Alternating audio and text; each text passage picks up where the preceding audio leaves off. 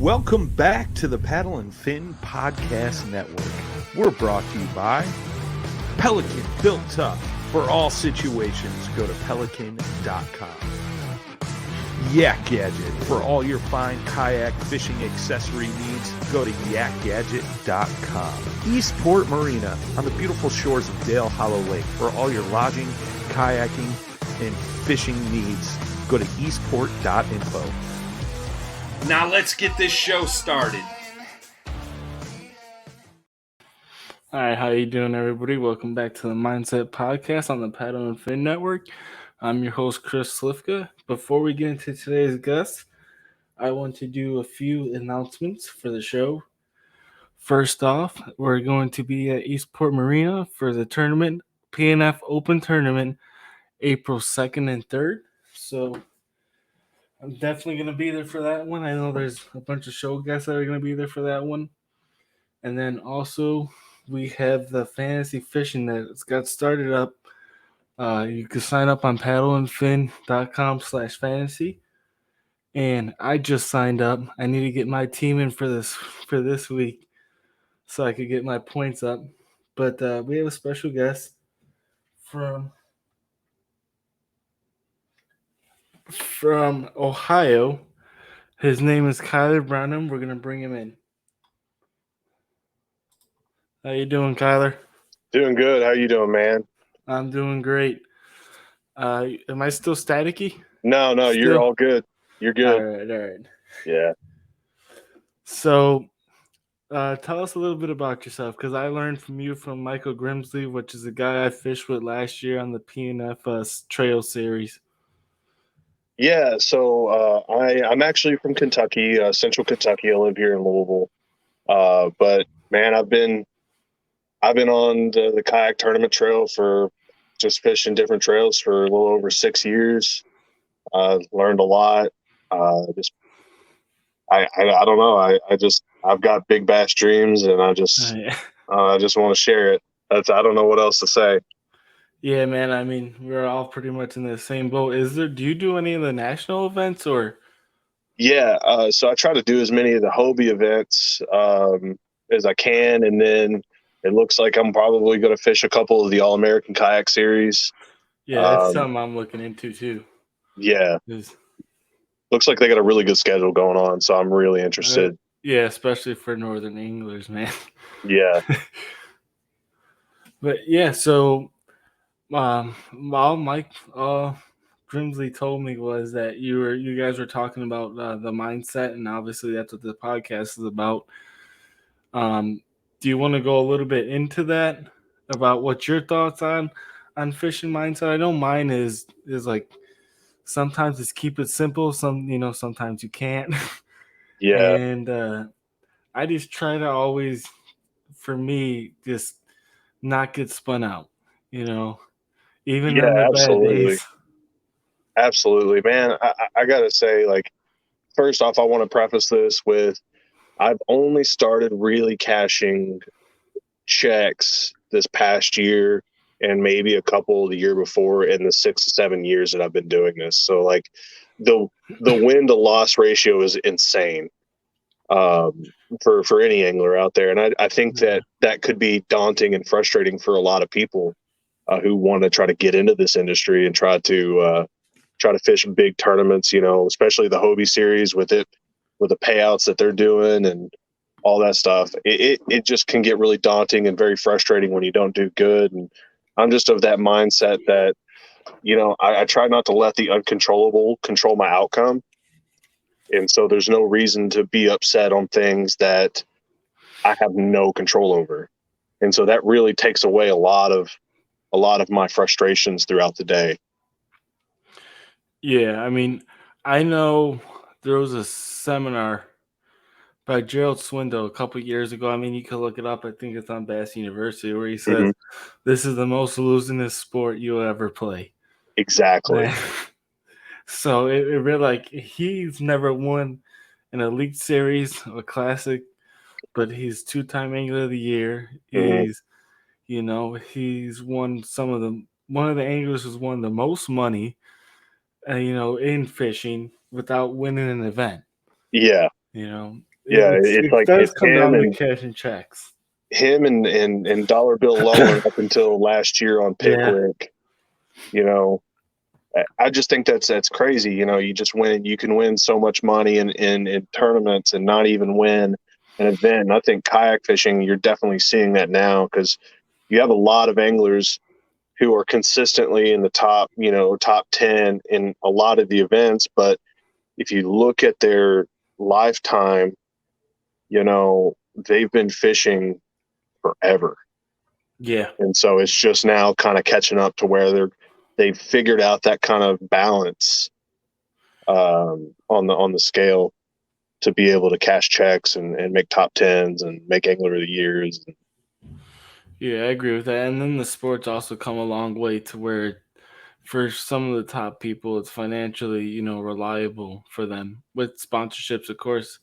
I mean, the pros can't even do it without sponsors. Yeah, absolutely. So, I mean, for me, like I don't want to say I'm just getting into kayak fishing, but I'm just getting into the national scene and just getting out of the local clubs. Mm-hmm. And for me, going into it this year, because I was supposed to fish it last year, unfortunately, I did get let go from a previous job. Mm-hmm. But that's in the past. Yeah, it's always tough, man. Yeah. So this year, I'm really looking forward to it. And what are some tips that you could give me along with other people to keep your cool even when you can't be at that? It's not your local lake. And for a lot of people, that's like, I need to be out there fishing 2 weeks prior, or I'm not going to have good luck with it. Man, I tell you, I'll start off with the pre-fishing. I only allow myself Wednesday, Thursday, and Friday for the Hobie events, and usually that Friday's more so of I don't really take any tackle with me. I'm literally just scanning for last minute spots in case I need something that is I need a backup area. Yeah. So I really only put 2 full days of fishing in. And even then I kind of try to limit what I take with me on the boat on purpose. I don't want to overthink it. I know that you said just a minute ago you like to keep things simple, and that's really kind of the key there, with these big events. The Hobie events can be really daunting, especially now that they have 3 events that are completely sold out. So you're going to have 200 anglers. Yeah. And it's outside of like maybe the KBF national championship, you don't really have any other trails that have those kinds of numbers, in my opinion. So when you're going up against that and you have people kind of around you fishing the same areas, you just got to think like, I might be able to find something, just some subtle thing that no one else has. And that could be the key. I'll go back to 2 years ago, Kentucky Lake, the Hobie event there. I heard from a guy who was fishing the BFL series. He's like, man, you need to go fish the west side, throw a big topwater, you'll smash them. I was like, oh, okay. Like I didn't really have anything going on. So I took his advice, and I went over there. Well, the BFL was running the same time as the Hobie event. And so all of those boats got to the spots before I could even get out of the cove. And so like I caught 13.5 fish that day one, and I was red hot. I was real mad it was mainly at myself because I let someone tell me what I should do. Yeah, you let Doc talk get to you. Yeah. Yeah. So I let the doc talk get to me, and that's really kind of you take with a big pinch of salt, Yeah. But day 2, like I reset myself. I didn't have a certain game plan. I just went to a random spot. I was like, I'm going to go here on the map. If I don't catch anything by 1 o'clock, I'll probably pack up and leave. And I ended up catching 87 3/4 inches that day too. Nice. With a 21-inch kicker. So like it really kind of shifted that tournament for me and my mindset on that. Yeah, I mean, I know last year there was a couple times where people they weren't necessarily trying to persuade me to go to a certain area, Hmm. but they kind of like, well, this is where I fished the last time I was here. It was really good, and like, but it wasn't my style of fishing. Yeah. Everyone like the guy who told me that he's better at like the deep water fishing, fishing that 20-foot range. I'm a Hmm. shallow water guy. If I could find him shallow, that's what I want.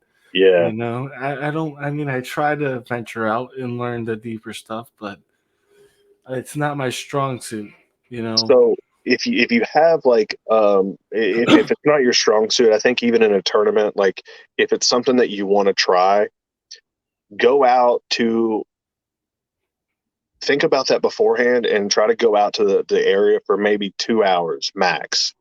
If you find an area that may have fish on your graph, and if it's a deep area like you're fishing a Kentucky ledge or something like that, and you're not comfortable with it, give it an hour and a half to 2 hours. If you don't catch anything, then you're like, don't get frustrated at yourself because you didn't catch anything. Yeah. Just be like, hey, like I'm going to stick to what I know. I'm going to keep it simple. I know I can catch fish that way, and just go that route. A lot of people I found that go out there and they force a bite. They force, an A-rig bite, or they try to do the big swim baits out there or whatever, and it just doesn't work out for them. And it's a really big gamble. Yeah. Well, that's what it turns into because I know I've heard, I haven't seen a lot of people trying to use the live sonar now, whatever Hmm. brand it may be, and they get caught up in that versus actually just fishing how they fished before we ever had this technology. Yeah, And that, that's one of the reasons why I haven't even looked at investing in it yet. Because me neither. number one, I fish shallow, like I said, and number two, I feel like I would get too caught up in trying to find fish on the live scope, and half the tournament day will be gone, and I won't have anything to show for it. You know.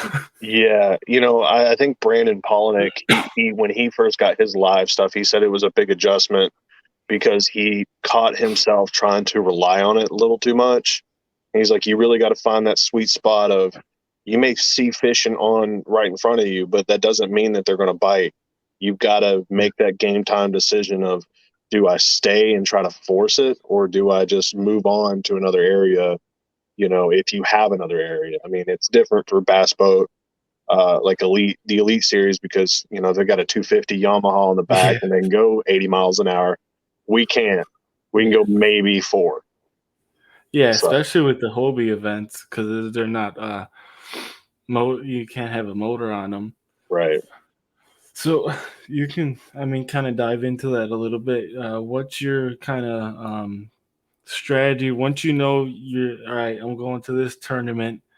What's kind of like your strategy to make sure by the time tournament day one hits, I'm ready to go. I know in my mind what I'm doing. Hmm. Yeah. So like, I'll use I definitely try to look at maps, and I'll do Google Maps. I'll do all of the map work, you know, 3 weeks before I even leave, all the way up until, a couple days before I leave. I'm looking at maps. I'm trying to eliminate water. Once I get there, I eliminate even more water based on those little smaller areas, and then I kind of just fine tune what they might be biting on. Yeah. And I always like to do, because I carry about 11 rods with me on tournament day. I carry a lot of stuff with me because I want to be ready for any kind of scenario. If I Okay. find some pea gravel or something, I want to throw a swing head, on it, or something like that, or a Texas rig. I always try to find my comforts in every type of structure, cover, scenario that I might find myself in. Um, but what I tend to do, and I actually kind of learned this from AJ, watching him, is he will put a rod completely away before he picks out another rod. Instead of just setting it down right on your deck, he will put that rod away, because then that kind of forces you to fish with the rod and reel or technique that you have in your hand, rather than picking one up every 5 minutes, trying to figure out what works on tournament day. Yeah, I mean that's a good thing. I mean, 11 rods though. Yeah, dude, I Is double up in the Hobie. I'm not even gonna lie. is that well? You said it's more just you. So you have stuff rigged up as like just in case Yeah, kind of so like deal. I have 2 rods dedicated to big swim baits. So like I have a St. Croix Victory rod that's throwing a big soft swim bait, and then I have a glide bait rod. I have 2 rods since I like to flip and pitch jigs and creature baits. I'll have 2 rods with different jigs, and I'll have 2 rods with different creature baits, or maybe I'm flipping a worm versus a creature bait or whatever. I just want to have those ready in case I figure something out midday and I don't have to sit there and take the time to rig something else up, because that takes Yeah, time. yeah, it does. It does. I know I've went into quite a few situations where yeah, I feel like something else might work, but just because I need to cut one bait off, put another one on, I just didn't make the move for it. Right. There's been times like that for sure for me. I'm simpler, a lot simpler. I carry 4 rods and limited. For me, I'm trying to. By the time tournament day comes, like I Mhm. carry more stuff practice. By the time tournament day comes, I kind of want to know exactly what I'm doing, exactly what baits I should be using, and if that doesn't work, this is the bait that might be good for that scenario type deal. Right. No, that totally makes sense, and that works for a lot of people. Everybody's different, and I think Definitely. the biggest takeaway from this is just, since we're 2 different types of anglers, like, just find something that you're comfortable with. Find a middle ground to what you're comfortable with, because like I use my swim baits. I don't even touch my swim baits until I have a limit. Once I have a Okay. limit, I'll pick up a big swim bait and I'll That, try to find that kicker. that's very similar to like Polinick. You Yeah, don't see him pick it up until he knows he has a bag. yeah, for sure. And I look up to that guy a lot. Like, Yeah. there's a reason why he has 5 Elite Series wins. Oh yeah. He's So definitely someone to look up to. yeah. I know. I had a chance to meet him man, 2013. It's Hmm. been a long time. But yeah, I had a chance to meet him. And that's when he was like just getting started, just got Yeah. into the Elite Series. And What's really funny is I saw him at a Yamaha booth up in Indiana 2 years ago, 3 years ago, sorry. And I look over and I was just like, wow, he's a lot shorter than I expected. yes, he is. Yeah. A lot of them seem that way though. Like I know Ike, Ott, I Yeah. got to meet them. And they're way shorter too. Swindle's the only one who's kind of like built bigger. Yeah. Swindle's And built. He's pretty tall. I know that John Cruz, he's pretty built. He works out. yeah, yeah. Um, I know. I was fortunate enough to meet a lot of them when they brought Bass U down to Chicago. mhm. I had a chance to meet a lot of them. That was a while ago. I've learned so much since then. Yeah. And everything I've has honestly I've evolved. not met a lot of the Elite Series. I was planning on going down to the Classic this year, but I don't think I'm going to be able to make it down there. Yeah. Did you qualify for the championship for the kayak side of it or? No, no, I actually didn't fish any of the bass events last year. I really wanted to focus on the Hobie events, and then I had a job change in November of 2020, and so I had very limited PTO. Yeah. Um, and so like there were just some events that I just couldn't make it. I couldn't fish all the stuff, and I guess I can expand on that a little bit. Things come up. Um, Even though that you're not able to go to a tournament, like that's a perfect opportunity to go out and practice. Like, still take those days and go out and Yeah. practice, refine your skills. So like, just don't take those days where it's like, well, since I can't fish that tournament, I'm not going to fish that weekend or something like that. It's definitely an opportunity out of something. I agree with that. I try to get out. I mean, not right now. I can't because we have like 4 inches of ice. But Yeah. when it's that time of year, I try to get out like every weekend. I try to get out like 2 times during the week. Time on the water, nothing can beat time on the water. I do believe that. Mm-hmm. And like I was saying on another podcast that we do, when you can't get on the water, always be learning. Whether you like to read the books, I know I got Kevin Van Dam's books, got a few other books. YouTube. Every pro angler has a YouTube channel now that you can learn from too. Absolutely. There's so many ways to learn this game now that wasn't here even 5-6 years ago. Right. And I tell you, there's one guy that I watch a lot, and that's Oliver Nye. I don't know if you're familiar with him, but he does a lot yeah, of big bait stuff.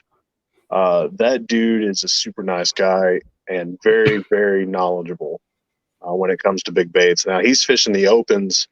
He fished the opens last year as much as he could, and that's one yeah, guy that I'm keeping my eye on, because if there's anybody that's going to break through with just big baits, it's gonna be him. it's going to be him. He has such a. I've seen him on Ike Live and heard him on Bass U. He really understands that game, but he also admits there's a time and place for him, and he knows when to use them Yeah. versus, that's the little times that I've heard from him on the shows. But yeah, I heard he announced it last year that he was going to do the Bass U Open. The Bass Opens. Mm-hmm. He was down in Florida, but I think he got on a wait list and he wasn't able to fish the was it the Kissimmee chain? The Open? It might have. It probably was. Yeah. I know, because that's what they just got. Yeah, they just got done there. Right. There was a dude that brought in a 28-pound bag on day one.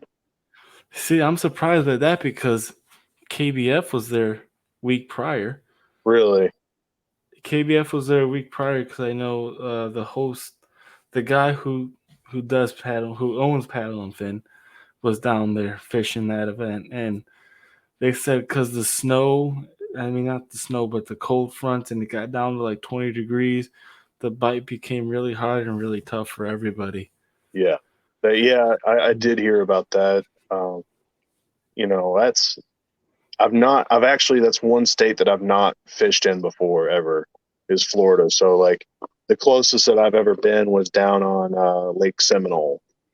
Okay. To Florida, like pure Florida strain bass.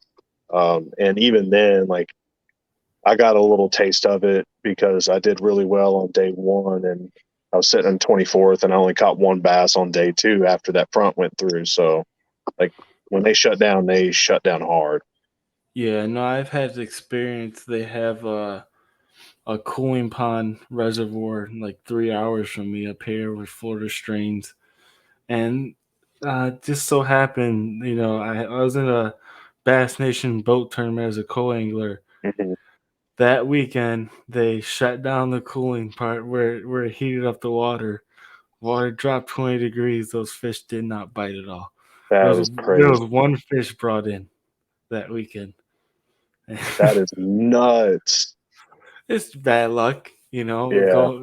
because it was April already, the end of April already, so it should have been warmed up. But How frustrated were you that day? I've caught. Well, there's a limit. There's a limit of like 18 inches for that lake. You Yeah. can't put anything in the live well that's under 18 inches. So I was catching, 14s, 15s quite regularly. But I couldn't, you can't find that big fish there, especially when that water shuts down like that. Yeah. And so, but it was a good experience. We have a lake down here in Kentucky, Cedar Creek Lake. They've got 20-inch minimum keepers, and usually most of their tournaments in the bass boat tournaments are like they just bring in their big bass. They bring in one fish. Yeah. But that lake has some I've regularly caught 5 and 6 pounders out of there. It's a monster lake. Yeah, I mean that's kind of why I kind of like the kayak scene though. It's because like you don't have to worry about as many regulations Mm-hmm. as far as that goes. When you're especially when you're picking lakes out, like we can go to Lake Fork on a regular basis where the bass boat guys they can't because they don't allow them to keep the fish in the live well anymore Yeah, down on Lake Fork. yeah, I really like that. I like the fact that they're in Kentucky Lake is doing that in the summer where you can't because there was so many dead bass that came in during summer tournaments. It was so hot. They stopped doing as many tournaments, if any tournaments, during the summer. Like between I think it's between like June and August or something like that. Yeah. Um, but yeah, I think a lot of lakes are going that way now. Yeah, man. I mean, it's a good thing to do. Obviously, it's gonna hurt the bass boat world a little bit, but it's good for it's Yeah, good for the you know for the what is it population of the fish is what I'm trying to say. yeah, You know, especially when they're constantly. I mean, because when they allow tournaments, and especially in the southern states, there's 200-300 boat tournaments almost every single weekend. Whether it's Gunnersville, one, yeah. Chickamauga, they get hammered. Yeah, on a consistent basis. It's not like you just see the Elite Series guys go out there one time a year. No, I've heard, man, that it's every single weekend. There's a big tournament on those Yeah, lakes. it's insane. It's insane how what the numbers are pulled on just those two lakes alone. Um, and I'm not complaining by any means because I've gotten Yeah, used to fishing close quarters against bass boats. But I remember my first like real experience fishing Chickamauga. I was fishing some docks on the left hand side, and this boat just comes in right off plane to the next dock in front of me and starts fishing. And I was just kind of like, what the hell. yeah, But like after that, I just after talking to plenty of people about it, there's nothing that you can do about it. I mean, people are yeah, going to do that regardless, and I think that there's no reason to be extremely frustrated at it. Now, if they go over your line or if they, cut your line or something like that, I think that happened to Siddiqui on the Hobie event on day one. His bass boat ran over his line and cut his line. Like that's frustrating. There's nothing that you can't do or can do to not be frustrated. I mean, that just yeah. sucks. That's true. Yeah, I mean, you gotta, but from a standpoint, you gotta kind of. It's hard because I would be mad too. But in order to still do good in that tournament, you gotta kind of keep your cool. Cause I know I've been out there where something happened that's not even water related, and then you're basically taking yourself out of that event just Mhm. by being pissed off at something, you know, Yeah, because you're not focused on what you're supposed to be doing, you you got it, know. dude. It really frustrates me when I get mad at myself, when I get pissed off and I'm like cussing and I'm yelling at somebody or internally, not actually yelling at them, Yeah, internally yelling at them or whatnot. My focus is completely off the tournament and the fish, and my whole day is ruined. yeah, I know. You just fishing around like the regional events last year. There Hmm. was a couple. There was a couple of those incidents where people were getting mad at each other and stuff, and it's just you seen it like you'd hear something and then you go look at the leaderboards and those same people that were pissed off about things that were happening on the water are the same people at the bottom of the leaderboards at most Yeah, of the time, so that kind of just mentally stuck with me. I, I do have to say in regards to the leaderboard, and I also learned this from AJ McWhorter because I he used to run the Bluegrass Kayak Anglers Club here in Kentucky up until 2018, and then that's when he took over the Hobie stuff. And I remember fishing against him, and I was like, "Hey, man, like, have you checked the leaderboard?" He goes, "Man, I don't even look at it." He goes, "I won't look at it." He goes, I want to focus on the fish. I'll submit my fish, but I won't look at the leaderboard at all." Yeah, That got me thinking quite a bit about, I'm trying to wonder who's on the leaderboard. Like, it shouldn't matter until you feel like you have a solid limit. yeah. I feel like I struggled with it last year, but I Mhm. do agree with what he's saying. It's something that I need to learn, Yeah. not something that I mastered. Yeah. Yeah. Sometimes it takes of just putting your phone down or just physically telling yourself, like, don't look at the leaderboard. Like, I don't only have 3 fish. I know that I'm not even in contention. Like, just put it down and continue, keep your nose to the grindstone type of thing, Yeah, I think, well, the good thing about, I believe, the Bass Elite Series is, and having those boat tournaments, you don't know anything till you come into weigh-in, Yeah. and so you see a lot of these guys, they just go. I mean, they kind of know what it takes to win because you can easily find that out with research, Hmm. but they're just head down fishing. They catch a fish, they get it in real quick, they throw it in the live well, right back to fishing. Right. It's not even a second thought to them versus us when we have to take the pictures and everything. Phones open, might as well check the leaderboard. Yeah. At least for me, you Yeah. know. Yeah. It's definitely something to think about. It's hard to not, because you're already in the app, you're already there. It's hard to just Exactly. press close and keep going. I get that. All, like, I really struggled with that my first, like, 4 years of fishing local and national trails. Especially when you're just getting started, Hmm. and you kind of want to see what you did again, especially in the national scene. Like I probably will struggle with it this year going into national events because I want to know where I'm going to be put up against these guys who's been doing it for years and years and years on the national scene. Right. You know, Dude, there's been plenty of times when I fished a national event, and I'm looking at the people that I see consistently up top 25, your top 10, the Jody Queens, the Christine Fishers, Jay Wallens, all of them who are up there I look at them and I'm like, crap, like, I've got to go up against these people. I've got to fish against these people. And there's been times where, like, I've fished, um, I would fish an event and I would actually finish higher. I would still be like midfield, but I finished higher than them. I'm like, oh, and I look at it, they have bad days just like anybody else does. yeah, So now my only enemy really, or my only focus now, should be the fish. Now that I've understood the fact that they have bad days too, and I shouldn't be thinking about them in a competitive sense, all I have to do is go out and fish. yeah, and I think that's a great point because like everybody goes out and has bad days. Even the top of the top go out and have bad days.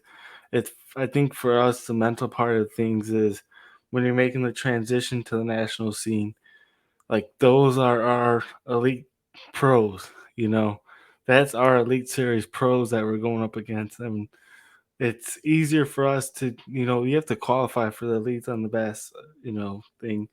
For us, we just gotta pay the $200, 250 Yeah, or whatever it is, and now we're versing the best of the best. yeah. So Well, it's would you like? Let me ask you this: would you like to see, like, something that is like an invitation only elite series for kayak anglers? How do you think that would probably Play out? I think for me personally, I think we need it just because these tournaments are just gonna go get higher, the 200 boats tournaments. I think it should be cut down to 100, and then the other 100 people. Oh, jeez. The the other 100 people would be like an open series, kind of like the BOS is an open series, but then Right. have some on top of that that is a true elite series where these people know these are the 8 events I have to be at. I have to pay ahead of time, Hmm. and I mean I think it would help with sponsorships too to know that someone's committed to this. Yeah, I think that would definitely. I definitely see the kayak community in the series, and it could happen to any kayak trail. But I think Hobie's really on par with doing an elite series type of trail, because I'm looking at it as the same as how the Bassmaster Elite Series is ran, where they have, so many different events. Maybe it's 8 events, 6 to 8 events, and it's invitation only to these um, certain lakes, and then you have 5 or 6 um, opens or whatever, however many opens we have now, Yeah. and you have to qualify. Like I 100%. Now I think I could see them going up to like a 250 angler max on the opens, but I doubt that'll happen. I think it could benefit, but I doubt it would happen, because then you could definitely do like a $15,000 first place, because right Yeah. now it's like 10,500. So you can do a 15,000, and then if you win one, then you have an invitation to fish the elites. Yeah. I agree with that one, and I think that because once you commit, like a lot of these people have committed, and they do have the sponsorship backings. I don't know what their contracts are, but Mhm. I mean, they're pretty much their life is going to all these different tournaments. But in order for a lot of them to make a living, from what I could see, I don't know personally, and I don't know their life personally. Mhm. They're at every single trail event they can make, Mhm. whether it be Hobie, Bass, or KBF. Right. To where in Elite Series, you have these 8 events, just like the Bassmasters, and you're guaranteed a check if you place top 50, Yeah. but you're also guaranteed sponsorship money on top of that because you're committing to this. Yeah.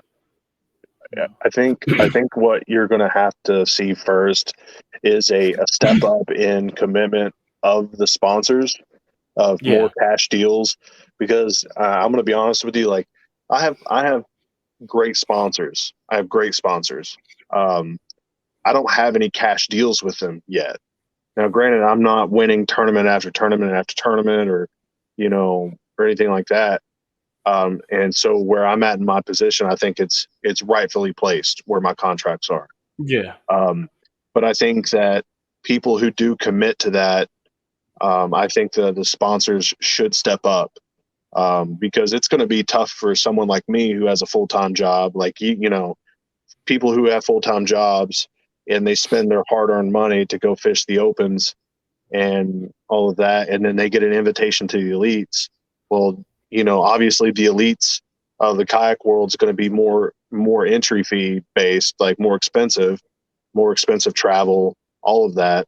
It's going to be hard for me to even accept that, because I'm leaving a job which I get paid really good money to do in order to fish these, basically on a gamble, if I don't have Yep. sponsorship money. Yeah, because then you're gambling on the point of I have to cash a check, Yeah. and I have to cash a good check, you Yeah. know, like because cashing $1,000 here, 3 grand there, ain't gonna cut it. Sometimes you're spending that just on the tournament by the time you pay for food, gas, lodging, and everything. You know, Absolutely. yeah. I mean, we're close, but we still have a far way to go. I think You it'll know, happen in the next 5 years. yeah, I'm not I saying agree. 2 years. I'll say 5 to 6 years. We'll I see agree. something like that. Uh, what I will be curious to see is the people who think that they deserve a invitation and don't get one, how they handle that mentally, Yeah, yeah. It because would that would be be. frustrating. Yeah, it's gonna be like I think like KBF is doing this year, where you do the trail series and the other one, and then they have that it's called the pro series, but anybody could join it this year. Yeah. But next year it's gonna depend on Angler of the Year points. Oh, okay. See, I So didn't read all into the KBF stuff. I haven't fished KBF in I want to say like 3 years. And it's just because I wanted to focus on local trail and the Hobie stuff kind of took up all of my time, and then I only had acquired enough PTO for those Yeah. events. Yeah, So which I mean, a lot of people pick, one series to fish and stick with that. I mean, because most of us are still working full-time jobs, and most of us only have a certain amount of time off. yeah, absolutely. You know, I mean, you can't just go out there and say I want to fish the national scene, and everyone's starting to pay you for it. Yeah, absolutely. We're not. I feel like right now though, companies are really starting to look into it. They're not paying, they're not jumping in, but they're looking into it and seeing the growth of it. Yeah, I think there's a big aspect that I think a lot of kayak anglers are probably not too knowledgeable on. And I'm just now learning this year about a lot of stuff, and I learned it through, um, you know, some friends of mine who are able to have cash deals or have bigger sponsorships than I do, or partner brands. Um, is for one, you got to have a professional resume, and it's not Yep. necessarily like, oh, I've won these many events. It's all about social media and how you can sell a product, because just because you're pro staff doesn't mean jack crap. I mean, you're Yep, I promotional, but agree. you're Yeah, selling that stuff. yeah, I agree with that 100%. And so like that was something that I learned that hit me hard in the face this winter, of trying to talk to potential sponsorships and maintaining current sponsorships. And I made a huge media kit with all kinds of analytics of social media through YouTube or Instagram or whatever you have or whatever you don't have. Like, they want to see those numbers. That's what they care about. They don't care about, Yeah, you especially know, nowadays.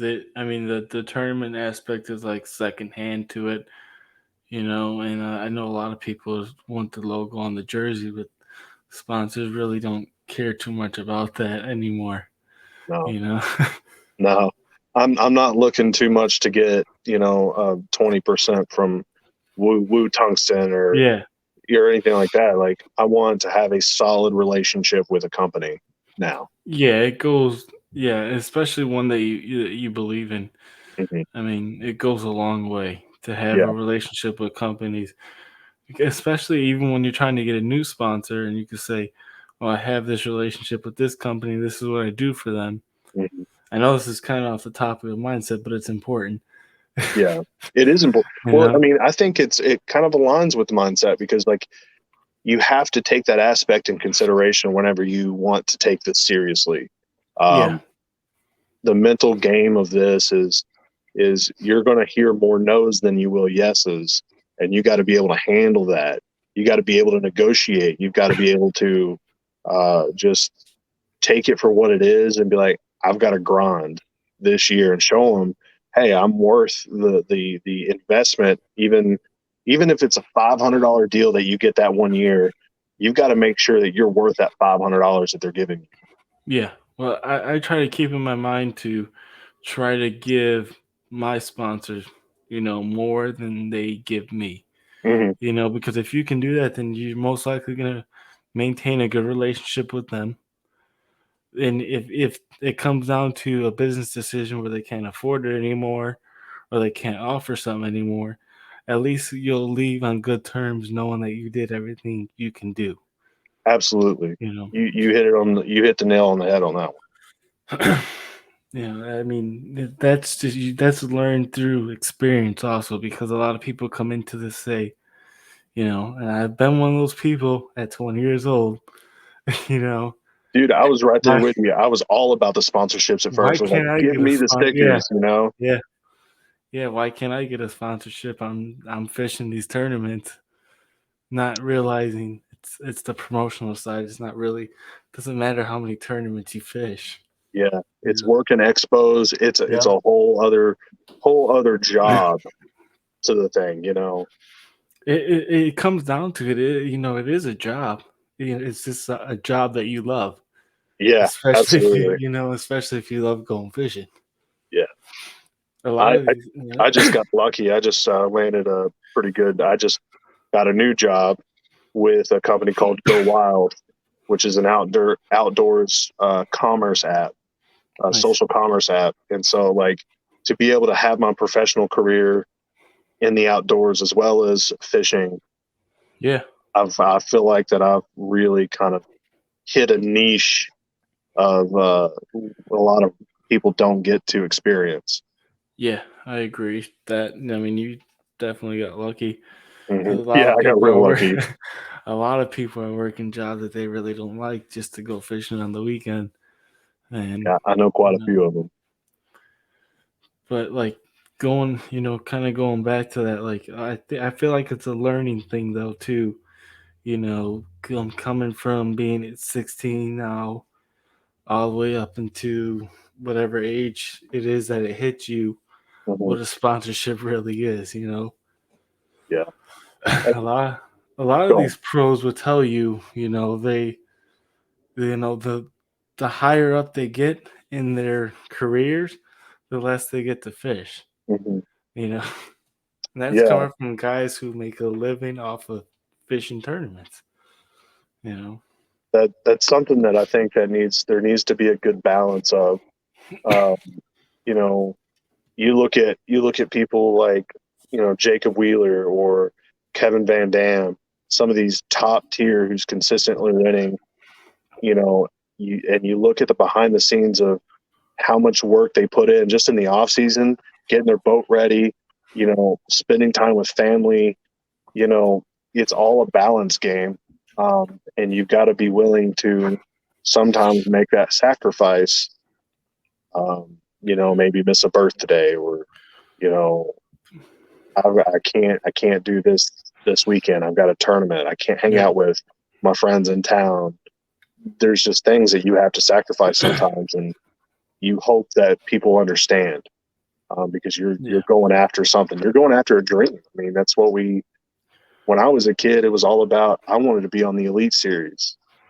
I yeah. wanted to be Kevin Van Dam or, you know, The nice thing is though, now we can kind of fulfill that dream through a kayak mm, without having to spend the hundreds of thousands of dollars. yeah, That's the thing I really love about kayak fishing. yeah. You know, That was, I think it was when Brandon Palaniuk won the Angler of the Year. I think he made a comment about, how people were saying, oh, if I had hundreds of thousands of dollars, I'd fish professionally. And he goes, that's not the case. Like, hmm who was it? Skeet Reese slept in a van with his wife yeah. for a couple of years. He slept in his Toyota Tundra. I know His first, last year I slept in my Jeep all last year. dude, I've got a rooftop tent. I camp every Uh-huh. event. I Yeah, don't. I got a hotel one time last year, and it was the worst experience that I ever had. yeah, I didn't even if I could afford the hotel, I told people like I can't I can't see my kayak sitting out there and think that someone's gonna take it. Right? I'd Yeah, rather sleep in my car. At least if they try something, I have a chance of waking up. And yeah, and that's what I think you see a lot in kayak anglers is that that we have a love of the game oh yeah, because we're sleeping in parking lots and you know love station gas stations and all of that stuff just to fish an event that we paid $250 to fish, and that's what we can afford. Like, that's a love hmm of the game. That has nothing to do with the money. yeah, yeah. It's strictly that. I mean, especially with some of the stuff that you hear some of these guys go through. Yeah, But it's definitely a love of it, and I mean it's definitely commitment too.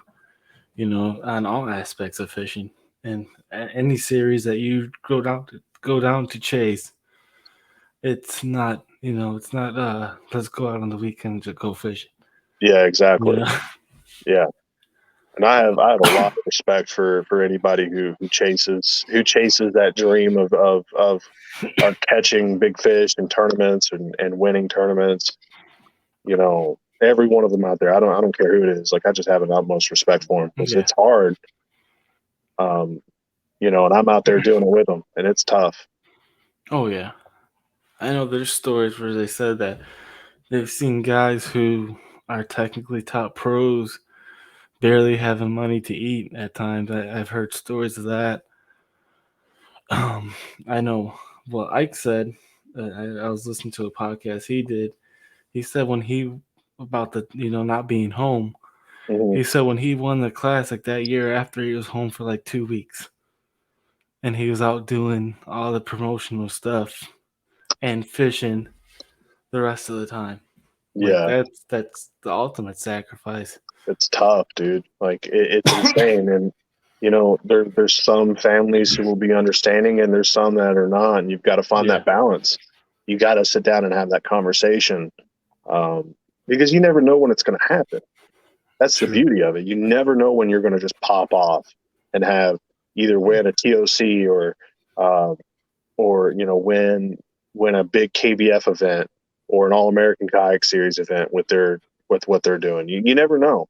You may Yeah. make it big. You may get some big sponsorships, and that comes with big commitments. And you've Hmm. got to be ready for it at any moment. Yeah. Yeah. Definitely. I feel like you gotta really know your inner group, number one, and explain to them, and Mhm. then you really gotta kind of not worry about what other people are gonna say. You know, It's all that's noise, man. It's all yeah, noise. yeah. Because you'll get a lot of people that you thought were either close to you or even family members who are, oh, it'll never happen. You know, you really gotta ignore those people.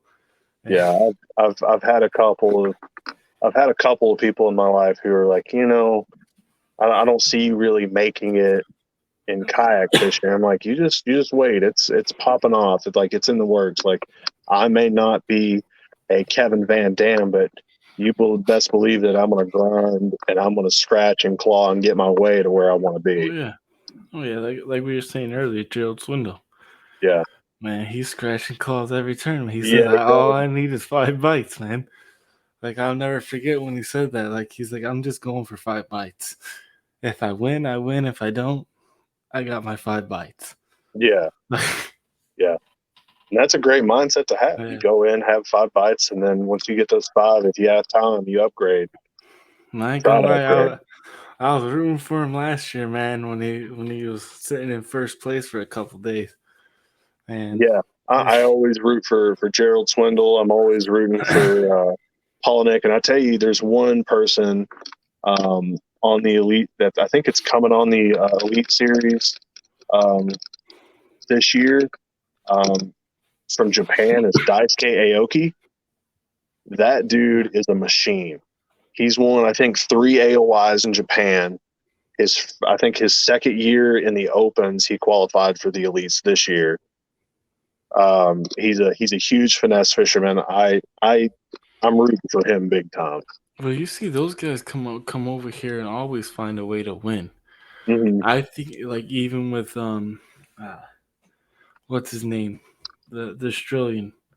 Carl Jacobson. Yeah, his name forgot me, but like a lot of them come here with nothing but to do this, Yeah, and you see them excel so well because that's all that's on their mind. I've And never seen, at least publicly, and his social media is pretty good because he puts everything out regardless of the emotions or whatnot. But that dude works harder than anybody that I've ever seen. yeah, a lot of them that come from different countries normally end up doing that because, like I said, they don't have the distractions that we have. Yeah, and that's no They leave diss. family and everything behind, basically. Yeah, and that's no diss on any of the other Elite Yeah, Series anglers or anybody. I just think that like he's worked so hard. I mean, he was on the Elite Series once, and then he didn't make it. He had to go back down to FLW, and then he started fishing the Opens, and he made it again. And he almost didn't make it last year. He had a couple of really good events at the end of the year, and he kind of he went by. He made it through, and I was really really proud of that. Just watching that happen because I know how stressful that could possibly be. I mean, I can't yeah, imagine it physically, but just looking at it, I'm sure it's extremely stressful. yeah. I totally agree with that. I mean, well, We said half an hour. It's been an hour. Yeah. I mean, we hit on definitely some key points, man. Like stuff that I know I've never talked about before on here. But is there any closing things that you want to hit on? Man, honestly, I just think that if you're getting into the tournament scene, regardless if you're a kayak or a boat, like, just keep your head down. Don't talk crap. Don't get mad. Don't get frustrated. Just work on yourself in silence, and you'll see all of that hard work come to play. I promise you will. Like, I'm not there yet. I can honestly say I have not won a big event. I've cashed a few checks, but I'm still down there. I'm still in the trenches and working hard. And if I can do it, anybody can do it. I'm still lazy, and I try to work really hard, at least at bass fishing. So, I mean, I agree with that one. That's similar to me, and yeah, I mean, so we'll leave it with that. But I do want to give you a chance to shout out sponsors. Yeah, man. I'd like to shout out. Well, this says Tiny Bass Dreams with Big Bass Dreams. He came out with this hoodie, and man, I had to have it. I just thought it was hilarious. But I want to shout out to Strictly Sail and Kayak. They hook me up with a new Hobie kayak every year. Hobie, I'm glad to have him as a sponsor. I've got a couple of new ones this year: Cortland Line, Defiant Fishing, Fishing Online.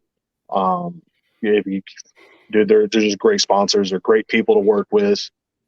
Nichols Lures, Brooks Woodward, the owner, is an absolutely stand-up guy. He'll hook you up with whatever you need. I have a great set of sponsors, and I could not thank them enough. Yep. I want to thank you for joining me today, for sure. Yeah, I appreciate you having me on. It's no problem at all, man. I'm always looking for guests. I'm always looking for a different way to see through things. You taught me some things today, especially going into this year. Mm-hmm. So I appreciate that. And other than that, I want to thank the people for listening and hope you enjoyed another episode of the Mindset Podcast. Thank you again. Thanks for tuning in to another killer episode here on Paddle and Fin. Be sure to drop a 5-star rating, a thumbs up, or smash that subscribe button on any platform you're listening in on. Be sure to check us out on Waypoint TV, waypointtv.com. Make sure you sign up for the Fantasy Kayak Fishing League at paddleandfin.com/fantasy. You can support this show through Patreon, patreon.com/paddleandfin. Don't forget to check out the website, paddleandfin.com. Catch us on YouTube. If you got a question, comment, or want to see a future guest on the show, be sure to email us at paddleandfin@gmail.com. Shout out to our show supporters, Yak Gadget. You can check out all the fine kayak accessories at yakgadget.com. Pelican Professional. For all your cases, coolers, and lighting needs, go to pelican.com. Rocktown Adventures, your Midwest premier paddle sports destination. Go to rocktownadventures.com. Eastport Marina, the beautiful destination on Dale Hollow Lake. If you're looking for lodging, kayaks, kayak accessories, or anything fishing related on the beautiful Dale Hollow Lake, go to eastport.info. And Jigmasters Jigs. When in doubt, get the jig out. Go to jigmasters.com and fill your tackle boxes today.